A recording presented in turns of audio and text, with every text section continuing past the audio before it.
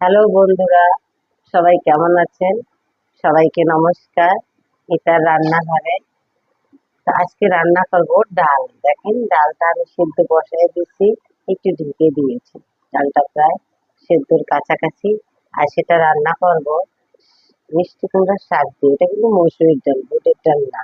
আজকে মসুর ডাল দিয়ে মিষ্টি কুমড়োর পাতা দিয়ে আর একটু মিষ্টি কুমড়া দিয়ে শাক রান্না করব।